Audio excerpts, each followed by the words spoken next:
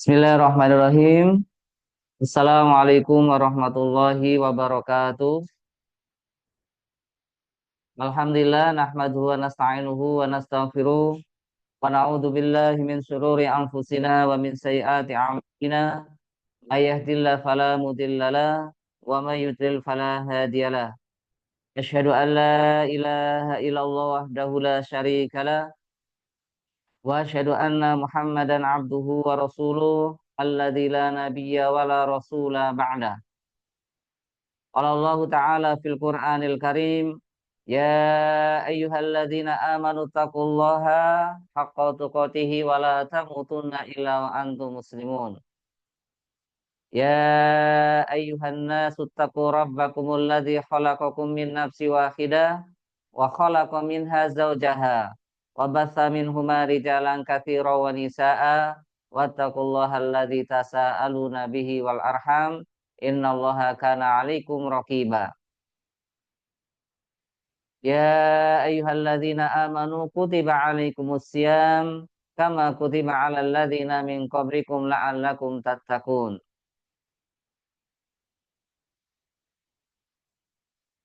Kepada Direktur Utama Rumah Sakit Anikmah Bapak Irwin,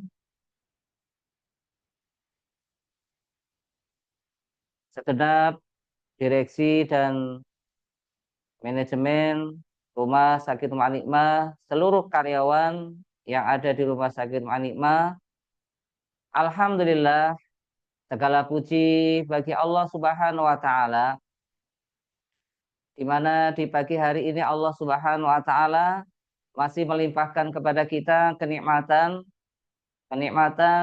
yang seandainya kita berusaha untuk menghitungnya, maka kata Allah, wa in ta'udu ni'matallah la tuhsuha. Jika kalian berusaha untuk menghitung nikmat Allah, maka pasti kalian tidak akan sanggup menghitungnya. Dari sekian banyaknya nikmat yang Allah Subhanahu wa taala karuniakan kepada kita, maka nikmat iman, nikmat Islam itu merupakan nikmat yang paling besar. Kata Allah, wa kharum mimma yajma'un. Bahwa nikmat iman, nikmat Islam itu lebih baik daripada apa yang dikumpulkan oleh manusia. Maka sepantasnya kita selalu bersyukur atas nikmat iman dan Islam. Dan sebagai bentuk syukur kita atas nikmat dan Islam, maka kita selalu mempelajari ilmu agama. Salawat dan salam semoga selalu terlimpah kepada junjungan kita Nabi Muhammad Sallallahu Alaihi Wasallam, keluarganya, para sahabatnya, tabiin, tabiut tabiin, dan orang-orang yang selalu istiqomah di jalannya hingga hari pembalasan kelak. Beberapa hari lagi kita akan memasuki bulan Ramadan. Salah satu di antara 12 bulan yang Allah Subhanahu wa taala muliakan. Maka sepantasnya lah kita selaku seorang muslim untuk menyambut kedatangan bulan suci Ramadan tersebut. Salah satu cara kita menyambut, mempersiapkan kedatangan bulan Ramadan adalah dengan mempersiapkan ilmu. Karena yang namanya Ramadan yang di dalamnya ada ibadah puasa itu adalah ibadah tahunan.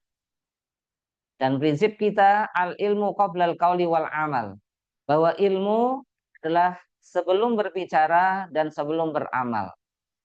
Sebelum kita melakukan aktivitas, sebelum kita melakukan sebuah amalan, maka kata Imam Bukhari yaitu dahului dengan ilmu.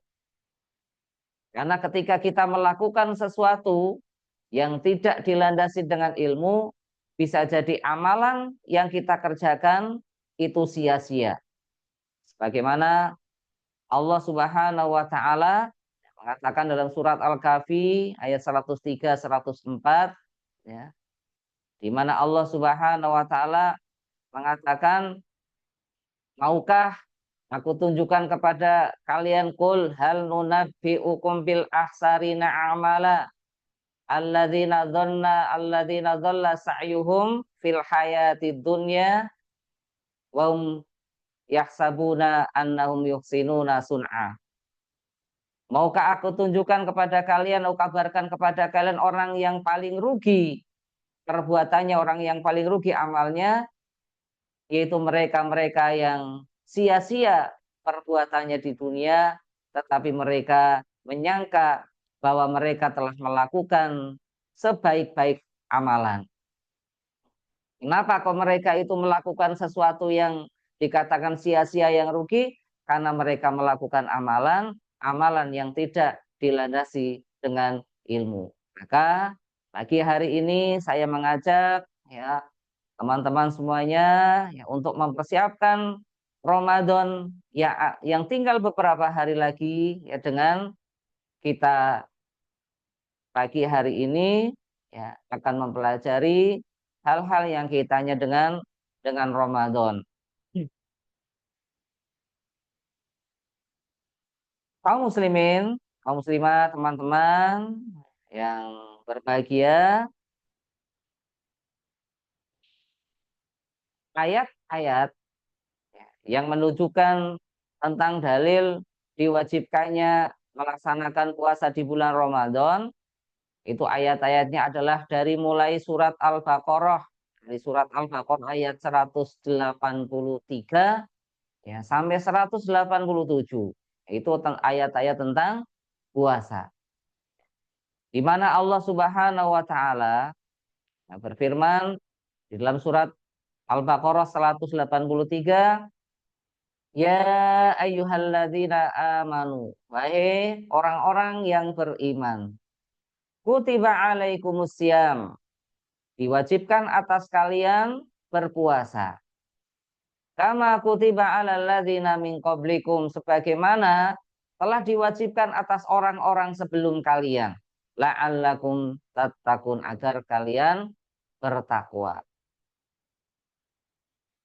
Dalam ayat ini dengan tegas Allah Subhanahu wa taala mewajibkan kepada orang-orang yang beriman untuk melakukan ibadah puasa. Sekalipun di ayat ini belum tegas kapan ya bagaimana caranya berpuasa. Baru di ayat 184, 185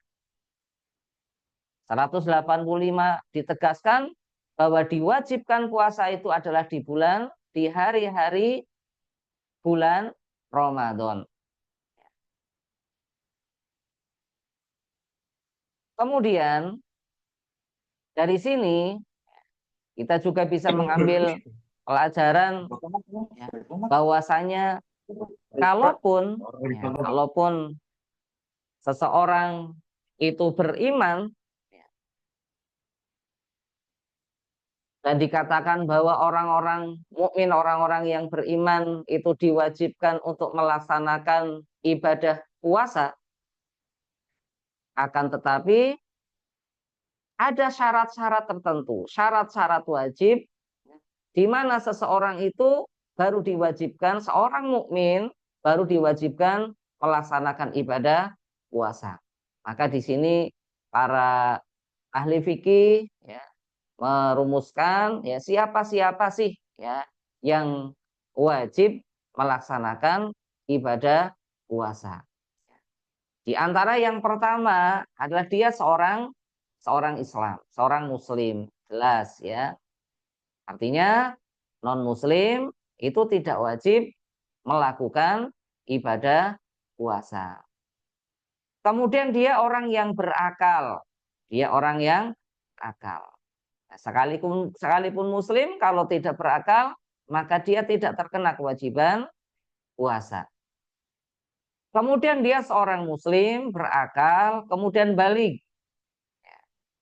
Balik itu kalau dari sisi usia itu 15 tahun. Belum 15 tahun bagi laki-laki itu sudah mimpi basah, maka dia sudah masuk balik.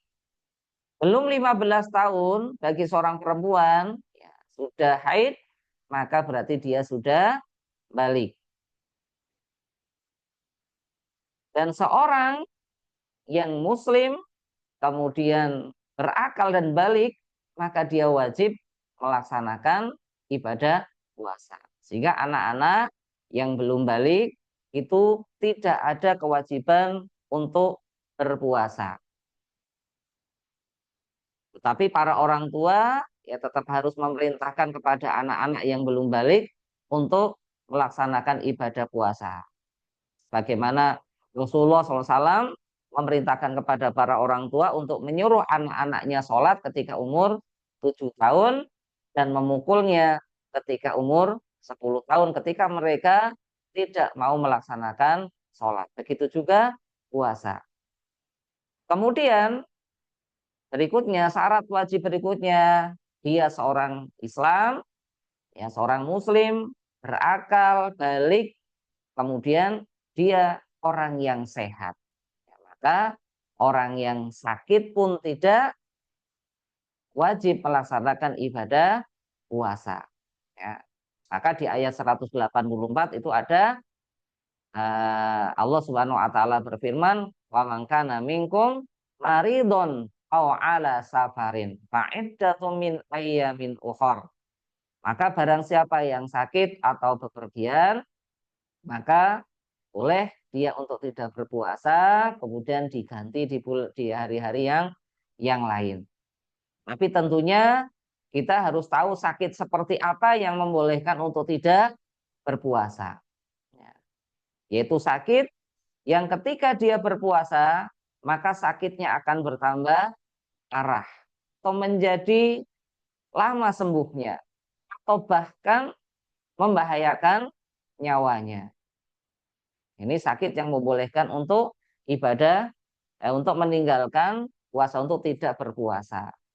Kemudian, ya, kemudian syarat berikutnya, ya, sambil diulang-ulang, ya, diulang-ulang, syarat wajib puasa, seorang muslim berakal, balik, kemudian sehat, kemudian mukim. Ya, mukim. Mukim itu dalam keadaan tidak bepergian. Dia ada di desanya, di kotanya sendiri, bukan di luar kota. Ya, bukan dalam keadaan safar. Nah, terus seberapa sih seseorang itu dikatakan safar? Dia seorang musafir yang boleh untuk tidak berpuasa. Maka para ulama mereka merumuskan, ya, di antara yang pertama mereka yang berpatokan kepada jarak. Jaraknya adalah sekitar 85 kilometer. Perjalanan 85 kilometer itu sudah masuk kategori safar. Ya, yang membolehkan dia untuk tidak berpuasa atau sholat qashar. Kalau itu urusan sholat. Ya. Kemudian ada juga di kalangan ulama yang menjelaskan bahwasanya kapan sih seorang itu dikatakan sebagai seorang musafir, yaitu ketika dia melakukan perjalanan dengan jalan kaki selama 3 hari 3 malam. Itu baru dikatakan safar, dia seorang musafir. Kemudian yang ketiga, itu ada yang berpendapat bahwa tidak berpatokan kepada jarak, juga tidak berpatokan kepada waktu. Ya. Kalaupun berpatokan kepada waktu, kepada jarak, ya, maka dengan jarak minimal, yaitu Rasulullah SAW ya, pernah pernah sholat di Madinah 4 rakaat, kemudian beliau sholat di Bir Ali yang jaraknya kurang lebih 3 mil atau kurang lebih 5 kilo, beliau sholat 2 rakaat di qashar. Ya, artinya ini jarak minimal safar. Ya. Nah, itu para ulama yang merumuskan ya kapan seseorang itu dikatakan sebagai seorang musafir yang salah satunya adalah mendapat keringanan untuk tidak melakukan puasa. Kemudian ya, syarat wajib berikutnya ya, sambil diingat-ingat ya, muslim, kemudian berakal, balik, sehat, safar, sehat, kemudian mukim, ya, kemudian mampu. Ya, yang ke-6 adalah mampu. Ya.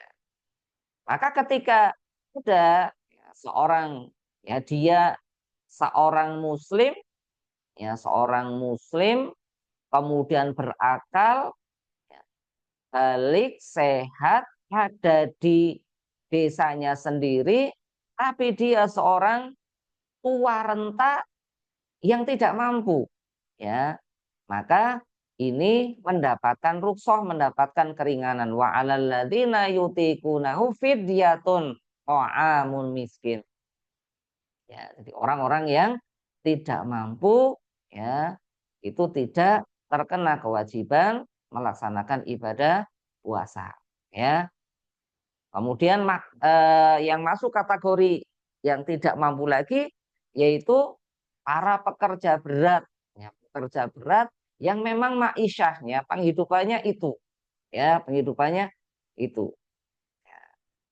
kemudian yang lainnya adalah orang yang sakit dan sakit itu sakit menahun ya sakit yang tidak diharapkan sembuh lagi ini bagi orang yang tua renta kemudian orang yang sakit yang menahun maka kewajiban mereka adalah bukan kodok bukan apa bayar di bulan yang lain tetapi kewajiban mereka adalah fidyah adalah fidyah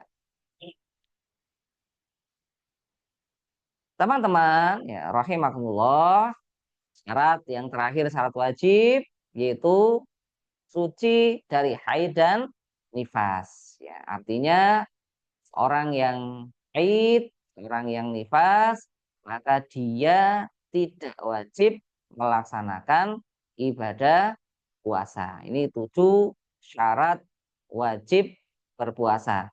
Nah, jadi kalaupun dikatakan tadi di ayat 183 ya, surat Al-Baqarah ya ya ayyuhalladzina amanu kutiba alaikumusiyam hai orang yang beriman diwajibkan atas kalian berpuasa ya berpuasa nah itu ternyata tidak semua orang-orang yang mukmin orang yang beriman itu di bulan Ramadan itu dibebankan kewajiban berpuasa kemudian ya, teman-teman rahimakumullah setelah tadi saya bacakan beberapa ayat ya, dari surat Al-Baqarah ya, surat Al-Baqarah 183 sampai 185 ya, sebenarnya masih ada 2 lagi 186 yaitu pun rangkaian surat puasa ayat puasa 187 juga ayat-ayat rangkaian puasa ya, karena waktu yang singkat ya saya akan menambahi dengan membacakan beberapa hadis ya yang eh, nanti kita akan mengetahui bagaimana sih keutamaan keutamaan Ramadan ya keutamaan puasa.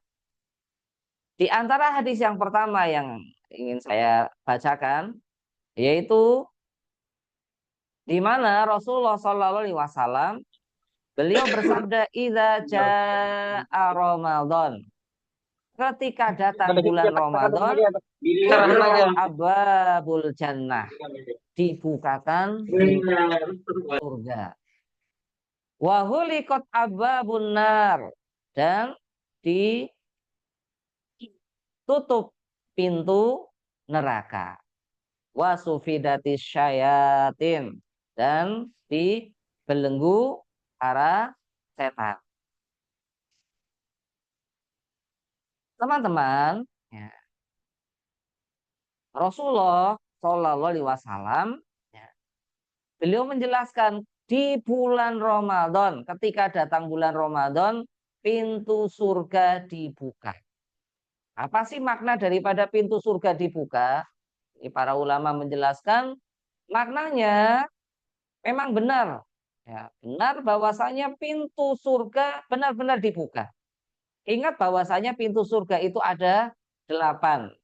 Inna fil jannati, sesungguhnya di dalam surga itu ada baban, ada pintu, ya, ada pintu, ya, ada pintu yang pintunya jumlah itu sama niyatun, yang jumlah itu ada 8. Kata Rasulullah, siapa yang ahli sholat akan masuk lewat pintu sholat, siapa yang ahli sedekah akan masuk lewat pintu sedekah, siapa yang ahli Quran dia akan masuk lewat pintu Quran, siapa yang ahli puasa dia akan masuk lewat pintu royan, dan seterusnya. Ada 8 pintu, dan di bulan Ramadan 8 pintu ini dibuka. Itu makna yang pertama, benar-benar dibuka. Makna yang kedua, bahwasanya itu makna majasi, makna kiasan. Ya. Nah, terus maknanya bagaimana? Artinya kebaikan-kebaikan, amalan-amalan di bulan tersebut dimudahkan. Ya. Sehingga sehingga di bulan Ramadan kita akan semangat dalam beramal soleh. Ya, semangat sholat, semangat baca Quran, semangat sedekah, semangat berbuat baik, ya, yang dengan semangatnya itu maka Allah Subhanahu wa taala membuka pintu surga. Dan kita akan membuktikan nanti, ya, kita akan membuktikan nanti ketika kita masuk bulan Ramadan, ya, di malam pertama bulan Ramadan, ya, masjid-masjid itu akan terlihat rame, penuh. Ya, bahkan sebagian masjid ada yang nambah tempat, ya,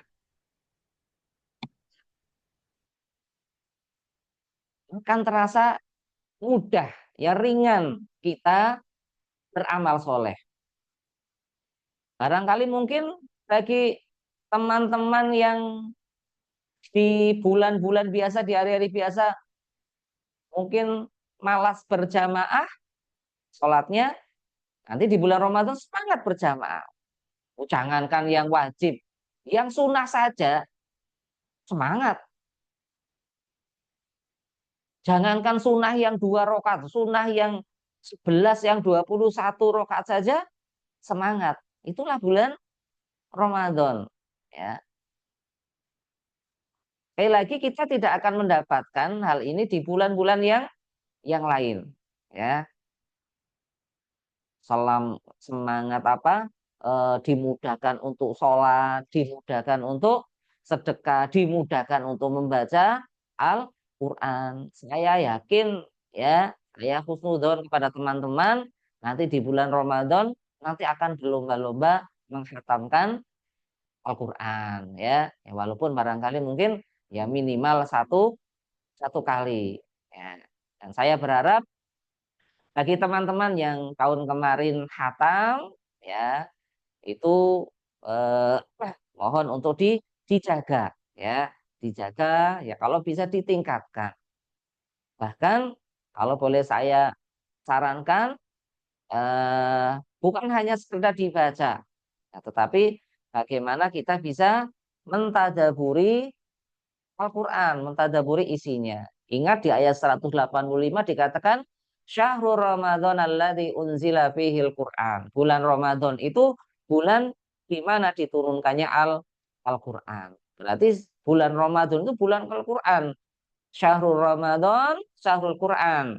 Ya, maka bagaimana nanti di bulan Ramadan, ya, kita lebih banyak berinteraksi dengan Al-Quran. Baik dengan membacanya, memahaminya, lebih-lebih mengamalkannya.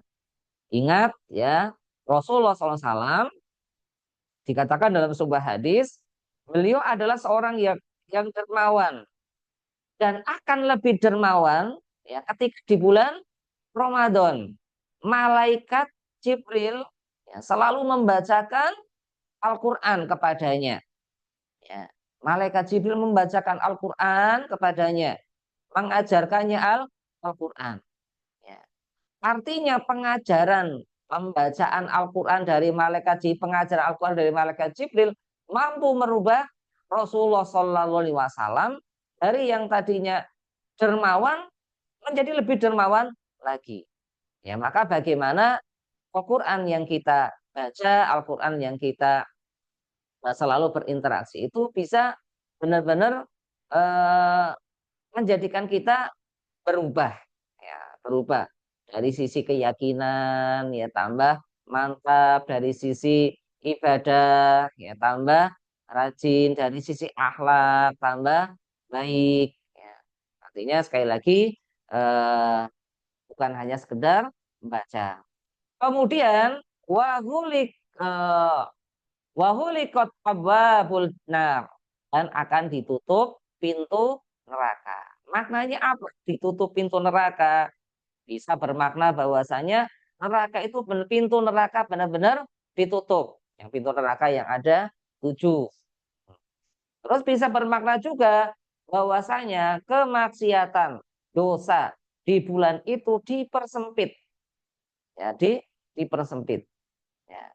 Waktu untuk berbuat maksiat, waktu untuk berbuat dosa di bulan Ramadan itu dipersempit, dipersulit. Kenapa? Ya karena kita sudah, waktu yang ada pada kita itu sudah banyak ya berisi dengan amalan-amalan kebaikan, ya, amalan-amalan kebaikan. Nah, sehingga barangkali mungkin tidak ada waktu lagi untuk berbuat maksiat. Ya, bayangkan teman-teman ya, teman-teman bangun ya, sahur, kemudian setelah itu persiapan sholat subuh, ya, kemudian sholat subuh, habis sholat subuh dengerin kultum, ya kan, kultum ba'da subuh. Kemudian setelah itu, ini saya husnudon kepada teman-teman semua ya, setelah kuliah subuh pulang nanti terus ya baca Quran, ya. Setelah baca Quran, ya kemudian nanti mungkin apa persiapan untuk bekerja, berangkat ke kantor, ya. Kemudian di kantor, ya kita kerja sampai sore. Nanti sepulang dari sini, ya kemudian nanti persiapan untuk buka, ya istirahat sebentar, apalagi yang barangkali mungkin di tempat-tempat teman-teman itu ada kegiatan-kegiatan buka bersama, ya itu. Nah setelah itu buka, setelah buka baru istirahat sebentar, kemudian ada adzan isya terus terawih, terawih terus nanti ada tausiahnya, kemudian setelah itu apa pulang mungkin deres lagi, ya ngantuk tidur, dah seperti itu ya. Barang waktu untuk berbuat maksiat, waktu berbuat dosa itu sudah nggak ada, ya. Itu makna daripada, kata ulama, makna daripada ditutupnya pintu neraka. Kemudian berikutnya wasufidatis syayatin, dibelenggunya setan, ya setan-setan dibelenggu, setan-setan diikat, ya. Maknanya bagaimana? Maknanya itu kata para ulama, ya bisa bermakna benar-benar setan itu di bulan Ramadan dibelenggu, ya supaya tidak bisa menggoda manusia, ya. Bisa juga bermakna ya bahwa setan itu merasa sulit untuk menggoda orang-orang yang beriman. Kenapa? Waktunya sudah terlalu banyak digunakan untuk beramal beramal soleh. Ya. Jadi manusianya sendiri, orang-orang yang berimannya sendiri, ya, yang sulit untuk digoda, sehingga setan merasa dibelenggu. Ya. Kemudian barangkali muncul pertanyaan, ya, muncul pertanyaan, ya, kenapa sih katanya bulan Ramadan setan-setan dibelenggu? Ya, tapi nyatanya kita masih melihat, ya, melihat orang-orang yang mengaku beriman, mengaku Islam, masih melaksanakan kemaksiatan, ya. atau bahkan mungkin masih malas puasa. Ya. Kenapa ini? Katanya setan dibelenggu. Ya. Ingat, ya, ini para ulama menjelaskan banyak penjelasan tentang ini. Ya, yang dibelenggu itu adalah dedengkotnya setan. Ya, sementara setan-setan yang apa? Yang kroco-kroco, ya, itu tetap menggoda. Ya. Tahu penjelasan lain, ya bahwasanya ya, setan tahu, ya, dari 12 bulan maka yang sebulannya itu akan diikat, ya, akan dibelenggu. Maka setan itu akan berusaha semaksimal mungkin yang 11 bulan, 11 bulan, ya, itu menggoda manusia, mengkader orang-orang yang beriman, ya, supaya nanti di sebulan yang di mana dia dibelenggu, manusia tanpa digoda pun sudah mahir. Ya, sudah mahir tanpa digoda sudah mahir. Dan nyatanya memang seperti itu, bahwa setan itu dari kalangan jin dan manusia. Yang dibelenggu dari kalangan jinnya, yang dari kalangan manusia tidak dibelenggu. Ya. Nah, kemudian saya ulangi, ya, hadis tadi, bahwasanya Rasulullah memberikan penjelasan kepada kita tentang keutamaan bulan Ramadan. Pintu surga dibuka, pintu neraka ditutup, setan-setan dibelenggu. Kemudian hadis yang kedua, Rasulullah Shallallahu Alaihi Wasallam, ya, beliau bersabda, menceritakan dari Allah Subhanahu Wa Taala. Berarti ini hadis qudsi, ya, hadis qudsi. Jadi firman Allah yang tidak dimasukkan ke dalam Al-Quran. Itu masuk ke hadis qudsi. Hadis qudsi, hadis isinya firman Allah. Di mana Allah Subhanahu wa taala mengatakan kullu amal ibni Adam lahu.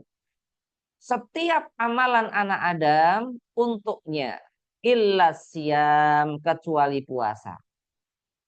Fa innahu li, sesungguhnya puasa itu untukku, wa ana ajzi bihi, dan aku sendiri yang akan membalasnya.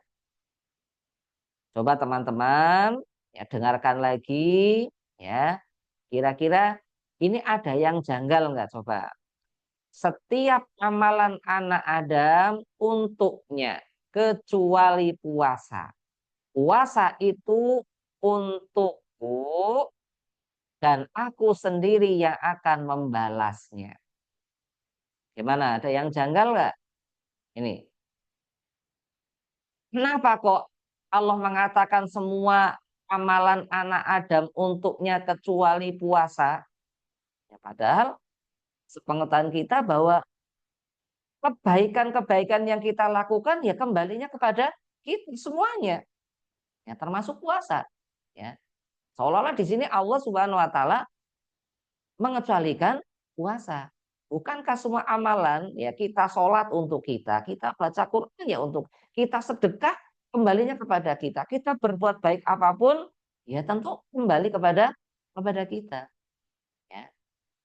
Kemudian yang janggal berikutnya, fa innahu li, sesungguhnya puasa itu untukku. Loh, puasa itu untukku. Bukankah semua amalan yang kita lakukan semuanya untuk Allah? Inna sholati wa nusuki wa mahyaya wa mamati lillahi rabbil alamin. Semuanya untuk Allah. Loh, kok di sini dikatakan puasa, hanya puasa yang untuk Allah. Wa ana ajibi, dan aku sendiri akan membalasnya. Loh, bukankah semua amalan yang membalas Allah? Ya. Ini gimana ini? Teman-teman, ya, ini menunjukkan bahwa memang yang namanya puasa itu ibadah yang lain daripada yang lain. Ya. Ibadah yang lain daripada yang lain. Ibadah yang Allah Subhanahu wa taala istimewakan. Ya. Dari sisi peluang ria, ya, peluang ria itu ibadah puasa itu saya yakin nggak ada peluang ria. Ibadah yang lain peluang rianya itu besar, apalagi di zaman sekarang yang apa-apa itu harus iya apa Mas Fajar? Iya kan? Apa-apa. Iya. sholat, ya, alhamdulillah saya bisa sholat duha, ya, baca Quran, alhamdulillah saya bisa baca ini, bisa sedekah, dipoto, ya, bahkan umroh haji, ya, berada di Mekah, di Ka'bah, di mana itu kita di foto, di posting, ya, di upload, ya, masya Allah, ya itu puasa. Gimana kita mau ngupload puasa, ya? Kalaupun mungkin barangkali teman-teman, ya teman-teman mungkin ya jam-jam berapa itu yang rawan udah perutnya udah lo ya.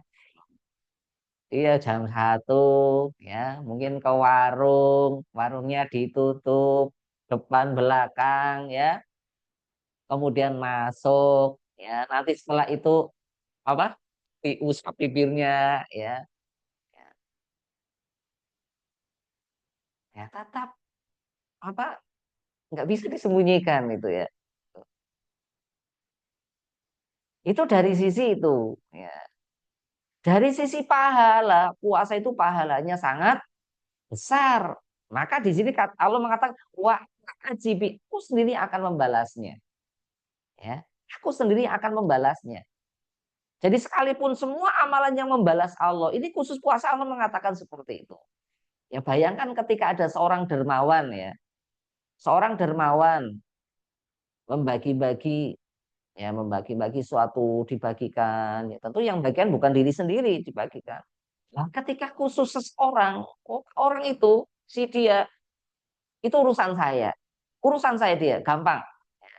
Itu kira-kira untuk si dia yang khusus itu, yang akan diberikan itu pemilihnya sedikit atau besar kira-kira? Besar, ya. Aku sendiri akan, aku sendiri akan memberikannya. Ini untuk puasa seperti itu, ya. Kemudian, ya makanya nanti ya di hadis yang lain tentang pahala puasa, barangkali mungkin waktunya nanti nggak cukup ya. Nah, di hadis yang lain Rasulullah mengatakan kullu amal ibni Adam yudha'af. Setiap amalan Adam itu dilipat gandakan ya. Dari mulai 10 sampai 700 ya. Setiap amalan anak Adam itu dilipat gandakan 10 sampai 700. Illa siyam kecuali puasa ya. Artinya puasa itu ya tidak ada eh, standar pahalanya ya.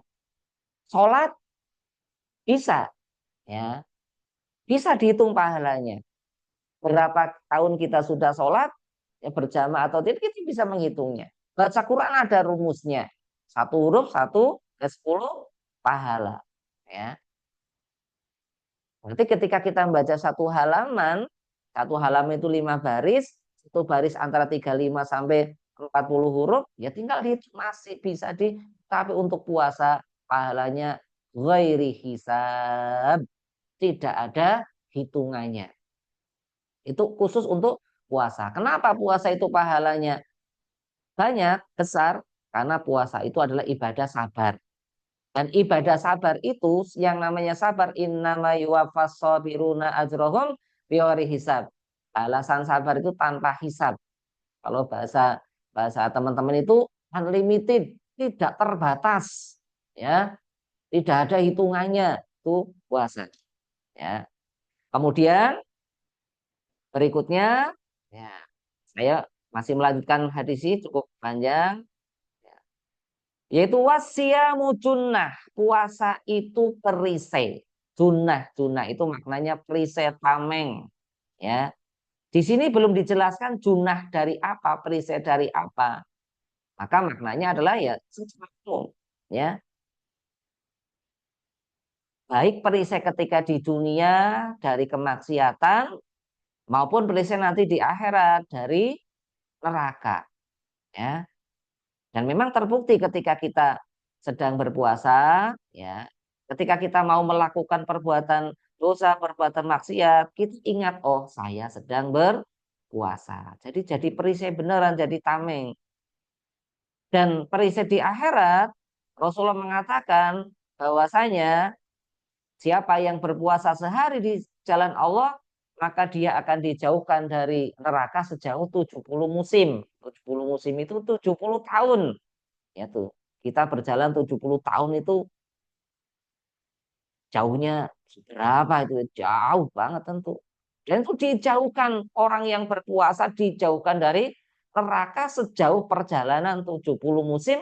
Ya 70 musim ya 70 tahun. Ya. Kemudian dilanjutkan Fa'idha kana saumu ahadikum fala yakfus yawma idin wala yashab. Ya. Dan jika salah seorang di antara kalian berpuasa, maka jangan mengucapkan kalimat-kalimat kata-kata fala yarfas. Jangan mengucapkan ucapan yang keji, yang tidak baik, ucapan-ucapan yang buruk. Ya, nih teman-teman, sekali lagi ya, jaga ya, jaga ucapan kita lebih-lebih di bulan Ramadan. Ya, benar. Saya tidak ingin ya mendengar masih ada teman-teman yang mengucapkan kalimat-kalimat yang kotor, ya. Walaupun mungkin dengan bahasa-bahasa yang lain, ya. Misalnya anjir, ya, atau apalah itu ya. Yang kita sama-sama sudah paham itu maknanya itu. Iya, Mbok? Iya enggak? Iya, iya. Anjay. Nah, itu benar ya? Ya. Oh, masa? Katanya rumah sakit ya, visinya Islami. Masih kita mengucapkan kalimat-kalimat yang seperti itu. Ya. Kemudian ya jangan kalau kalau sama seorang kata Allah, kalau salah seorang di antara kalian sedang berpuasa, jangan mengucapkan kalimat-kalimat yang keji, kalimat yang kotor, wala yashab, dan juga jangan bertengkar. Ya, ya Mas, ya jangan bertengkar, jangan ribut, jangan apa. Ya. Kemudian faida sabau ahadun au qatalau falyaqul inni mruun shaimun inni shaimun. Kalau seseorang itu me, ya, memancing kalian untuk ya memancing-mancing ya untuk apa melakukan sesuatu yang buruk ya maka katakan ini soimun aku sedang berpuasa. Katakan kepada diri pribadi pribadi kita aku lagi puasa ya. Artinya ya tidak harus diucapkan kepada orang lain ya. Ucapkan kepada diri kita linafsi ya. Saya sedang berpuasa. Saya nggak boleh terpancing. Saya lagi puasa.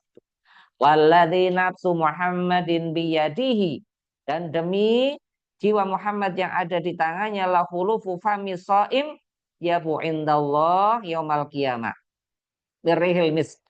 Dan sungguh bau mulut orang yang berpuasa itu lebih wangi daripada minyak kasturi. Ya, bau mulut orang yang berpuasa di sisi Allah itu lebih wangi ya daripada minyak kasturi. Ya. Ini menunjukkan keutamaan ibadah puasa itu, masya Allah ya, sampai bau mulutnya saja itu utama ya. Tapi di sisi Allah bukan di sisi teman-teman ya. Ya, kalau di sisi teman-teman ya sama namanya bau mulut ya bau ya. Nanti jangan sengaja ya. Di sisi Allah pada hari kiamat. Ya, makanya di mazhab Syafi'i, kalau di mazhab Syafi'i itu apa? Bersiwak, siwak apa? Sikatan itu ya. Setelah zawal, setelah zuhur itu makruh ya. Itu di mazhab Syafi'i. Kalau di mazhab yang lainnya ya enggak ya. Makruh kenapa? Ya, karena ketika habis zuhur itu sedang bau-baunya. Berarti ketika sedang bau berarti keutamaannya lebih besar. Loh, ini dihilangkan. Itu menjadi makruh. Ya. Kemudian eh ila walis soimina farhatan. Seorang yang sedang berpuasa itu memiliki dua kebahagiaan. Pan itu ketika dia buka dan ketika bertemu dengan Allah. Ya, siapa saja kalau buka seneng ya. Ya, Mas Bagi kalau tong tong beleng seneng nggak? Seneng ya. Tuh, seneng ya. Kemudian satu lagi. Nah, kata Rasulullah SAW, bahwasanya orang yang masuk di surga itu ada pintu yang namanya Royan dan pintu Royan ini khusus untuk orang yang berpuasa. Ya, orang yang berpuasa. Teman-teman perlu tahu kenapa kok diberi nama pintu Royan. Royan itu maknanya kembung, ya, kembung. Orang kembung itu pengen minum lagi nggak? Ya enggak, karena sudah kembung. Kenapa kok pintu kembung bukan pintu itu apa? Wareg apa ya? Ya, enggak ya. Ya, kenapa? Ya karena yang dirasa oleh orang yang berpuasa itu apa? Yang paling dirasa haus apa lapar? Mas Fajar. Eh, yang paling antara haus dan lapar itu lebih apa yang paling dirasa? Haus, ya, haus. Mungkin jenengan kuat, ya, kuat menanggung lapar, ya, daripada menanggung haus. Ya, menahan lapar dengan menahan haus itu lebih lebih bisa menahan lapar. Ya, maka pintunya pintu royan. Royan itu maknanya kembung. Makanya doa ketika buka itu kan zahabat loma itu telah hilang rasa dahaga. Ya. Kenapa bukan telah hilang rasa lapar ya, rasa dahaga ya, rasa dahaga tuh. Tapi mohon ya teman-teman nanti kalau baca doa itu kalau sudah kalau sudah buka, jadi doa itu bukan dibaca sebelum buka ya, ya setelah buka. Jadi kita persiapan Bismillah minum seteguk atau makan korma, setelah itu baru berdoa ya. Jangan sampai kita belum belum minum, belum makan, kita sudah doa itu zahabat doma telah hilang rasa dahagaku. Ya, telah basah urat ya. Begitu ya, mungkin ya pagi hari ini ya, yang bisa saya sampaikan sekali lagi sebagai persiapan kita yang menyambut bulan suci Ramadan. Sehingga dengan pengajian Pak Ramadan kali ini saya berharap ya teman-teman semuanya siap menghadapi ya bulan Ramadan, kemudian berusaha semaksimal mungkin untuk bisa ya melakukan amalan-amalan di dalamnya, karena bisa jadi Ramadan ini Ramadan terakhir bagi kita. Demikian, mohon maaf atas segala kekurangan. Gimana? Dibuka tanya jawab apa enggak? Hah? Ya, ya monggo dibuka tanya jawab ya kalau ada yang bertanya. Kalau enggak nanti saya yang bertanya. Oh, sudah ada belum?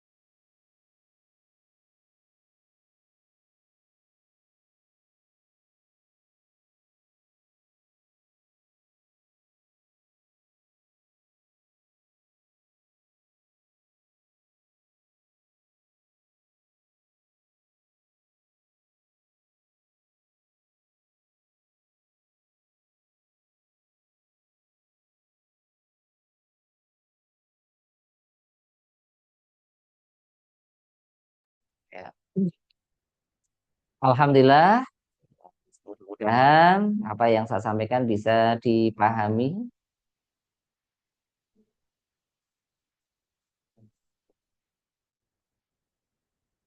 Oh, hilang. Hilang. Anu kok.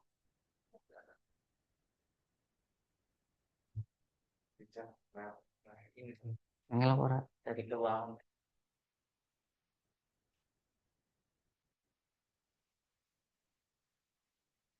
Wah, Bismillah, ya ini ada pertanyaan seperti ini. Ya, Assalamualaikum Pak Ustadz. Pak Ustadz, jika hutang puasa di tahun sebelumnya masih belum lunas, sedangkan sekarang sudah mulai memasuki bulan Ramadan kembali, bagaimana nih Pak? Yang namanya hutang, ya, yang namanya hutang, ya tetap ya harus dilunasi sekalipun sudah melewati melewati masa itu ya, tetap harus dilunasi, ya. Ya. Begitu gimana Gi? Ya. Jadi jenengan masih tetap ya harus melunasi hutang tahun ini yang belum lunas, ya. Dihitung aja. Ya, jadi tidak ada istilahnya pemutihan ya atau enggak ada. Ke manusia saja kayak gitu kan? Ya apalagi ke Allah, ya gitu.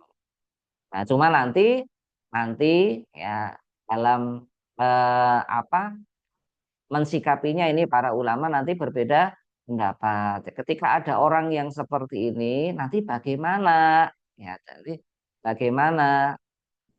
Apakah yang penting utangnya lunas atau ada hukum-hukum yang lain yang kaitannya dengan ini? Ya, karena orang yang semacam ini kan berarti menyepelekan syariat. Ya, menyepelekan apa?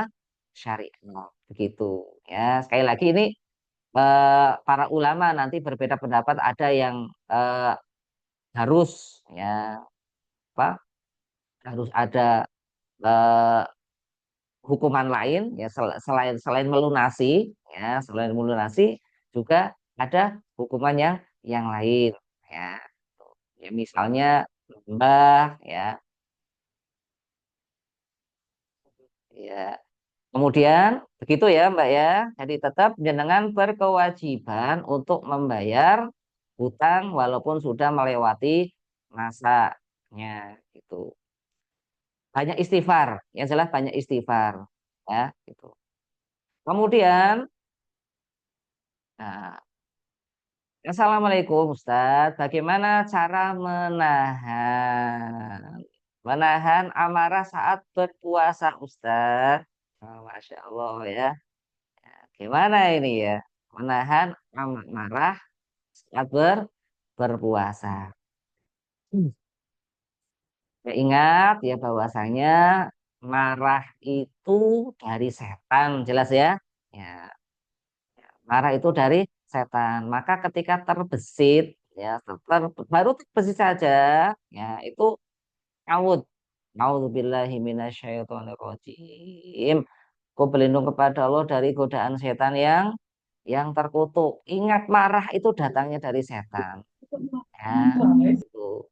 Dan ketika sedang marah itu memang panas, maka wudhu. Ya, karena dengan wudhu nanti terasa dingin gitu. Ya.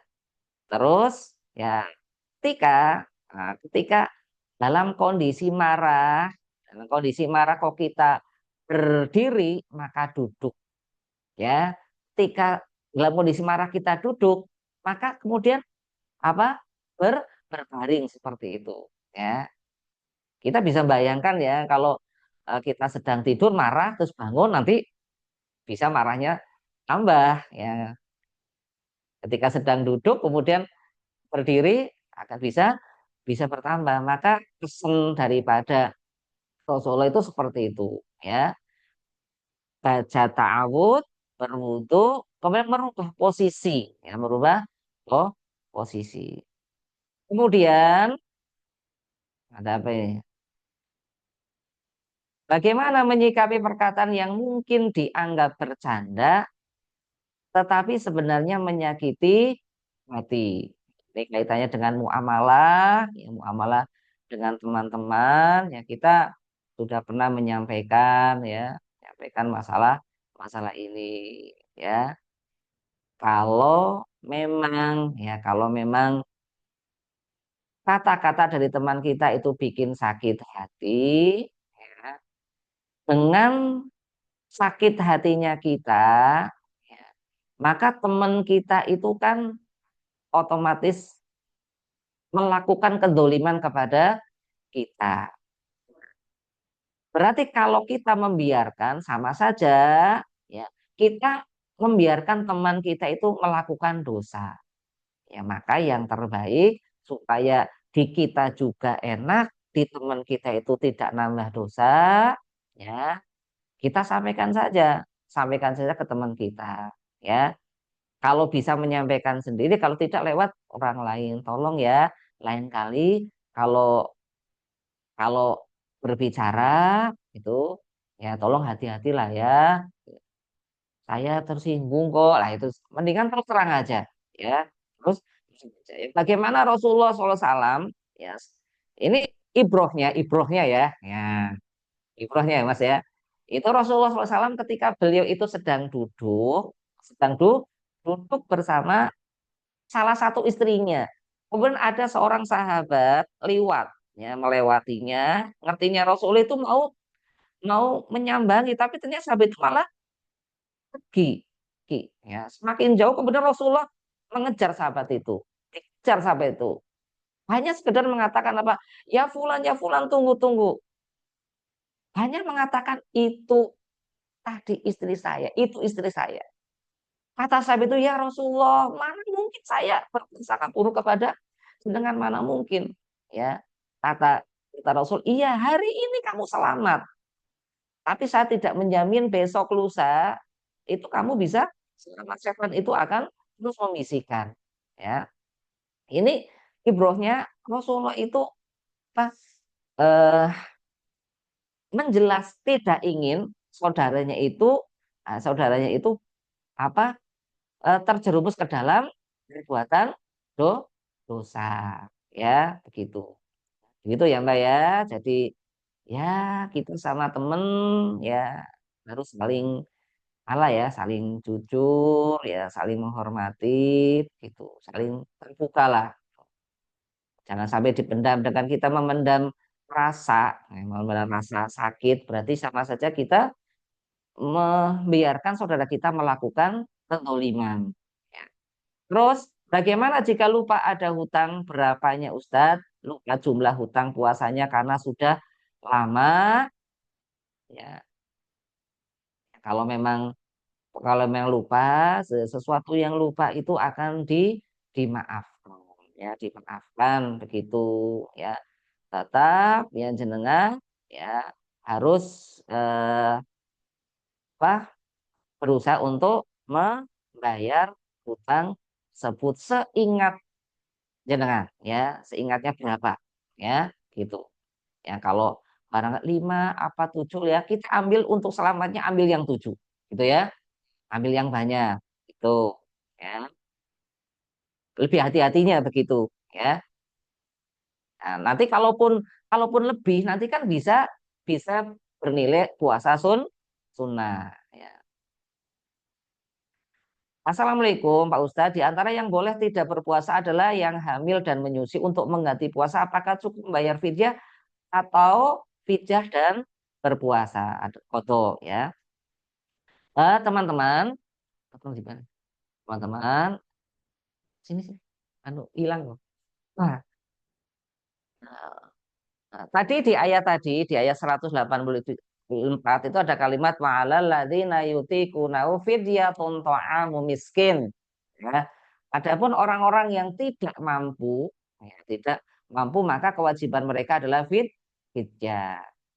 Dan sebagian ulama ya di antara ulama, sekali lagi ya, ini ulama maksud di kalangan empat mazhab, ya ini apa membolehkan bagi bumil dan busui ya itu cukup dengan membayar fidyah, ya cukup dengan membayar fidyah.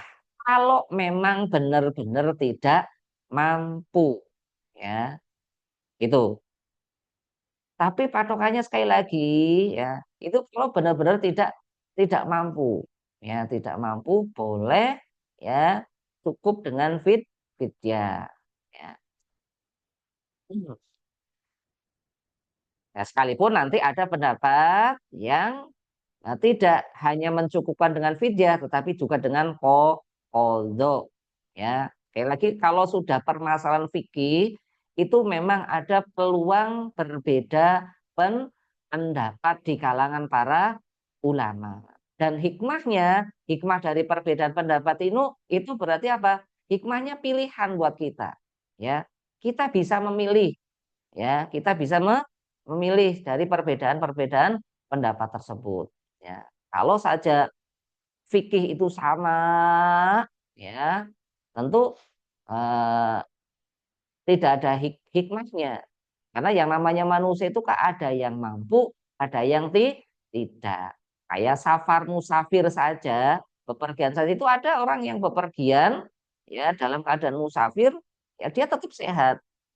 Ada yang sekedar Kecilaca Purwokerto saja itu sudah mual-mual, ya itu sudah pusing, ya itu beda-beda. Ada bumil dan busu yang walaupun puas sanggup. Ada bumil dan busu yang sakit-sakitan. Nah, ini hikmahnya seperti itu, ya. Kemudian untuk besaran fidyah, apakah untuk satu kali makan atau dalam sehari makan, Pak Ustadz? Ya, untuk sekali makan, ya sekali makan. Ya, fidyatun ta'amum miskin, ya, mau memberi makan kepada orang yang berpuasa. Ya. Kemudian bagaimana cara meningkatkan kualitas ibadah kita selama bulan Ramadan sehingga tidak hanya fokus pada sekedar menahan lapar dan haus. Ya, caranya bagaimana? Ya, caranya dengan kita mengetahui ada keutamaan-keutamaan yang lain. Ya, ada keutamaan-keutamaan yang lain selain menahan lapar dan haus. Ya, makanya dengan kita ngaji pengajian para Ramadan, kita tahu bahwa yang namanya puasa itu bukan hanya yang penting tidak menahan lapar dan haus. Ya, Imam Ghazali membagi puasa itu kan ada puasa khusus wal khusus, ya puasa khusus, puasa umum, ya. Nah, khusus wal khusus itu ya puasa yang dia bukan hanya sekedar menahan lapar dan haus saja, tapi sampai lisannya dijaga, telinganya dijaga, terus kemudian dia juga tetap aktif, ya, aktif melakukan amalan-amalan kebaikan, ya, itu. Kalau puasa umumnya orang kan yang penting nggak makan, nggak minum, ya, itu. Itu berangkat dari definisi puasa itu imsak. Imsak itu menahan, ya, menahan lapar, menahan haus, menahan hubungan suami istri. Tapi ingat, kalaupun puasa itu maknanya menahan, pasif berarti ya, maka ketika kita dalam keadaan puasa kita aktif, ya, nambah kebaikan-kebaikan itu jauh lebih sempurna. Begitu ya, Mbak atau Mas ini yang bertanya. Kemudian satu lagi nih, jika diri sedang dalam keadaan puasa, lalu bagaimana cara berwudu yang benar dan dianjurkan? Karena yang saya tahu puasa tidak boleh ada sesuatu yang masuk dalam tubuh, meskipun niatnya tidak untuk tertelan, tapi terkadang muncul was-was akan tertelan.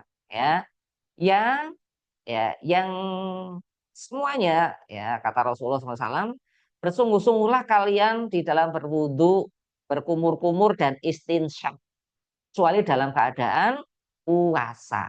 Ya, itu berarti yang hati-hati itu ketika kita berkumur-kumur dan istinsak. Istinsak itu memasukkan air ke hidung, kemudian mengeluarkan, nama istinsak. Nah, yang dilarang bukan melakukannya, tapi yang dilarang itu bersungguh-sungguhnya, ya. Jadi tetap berkumur-kumur, tetap memasukkan air ke hidung, tapi jangan berlebih-lebihan. Kalau di luar puasa itu boleh, ya, lebih-lebihan, ya, bersungguh-sungguh. Tapi kalau sedang puasa jangan. Kenapa? Karena dikhawatirkan nanti ada ketika kita sedang berkumur-kumur, ada yang masuk. Ketika kita sedang istinsak, ada yang masuk ke hidung gitu. Jadi yang lainnya biasa, ya biasa. Tuh. Begitu ya. Jadi kalau nanti kok sudah ada larangan dari Rasulullah supaya tidak berlebih-lebihan dalam berkumur dan beristinsyak, kok ternyata ada yang masuk ke mulut, yaitu membatalkan, ya, karena sudah di apa wanti-wanti oleh Rasulullah supaya jangan berlebih-lebihan, malah berlebih-lebihan, ya, tetap berkumur-kumur, tetap istinsyak, tapi jangan berlebih-lebihan. Begitu ya teman-teman. Ya nanti kalau ada yang perlu ditanyakan lagi ya bisa ditanyakan di luar. Ya. Demikian pengajian Pak Ramadan pada tahun ini. Ya, mudah-mudahan banyak manfaatnya. Terima kasih kepada teman-teman yang sudah bergabung di kajian via Zoom ini. Ya, kita tutup dengan doa kafarat majlis. Subhanakallahumma wa bihamdika asyhadu an la ilaha illa anta astaghfiruka wa atubu ilaik. Assalamualaikum warahmatullahi wabarakatuh. Waalaikumsalam warahmatullahi wabarakatuh.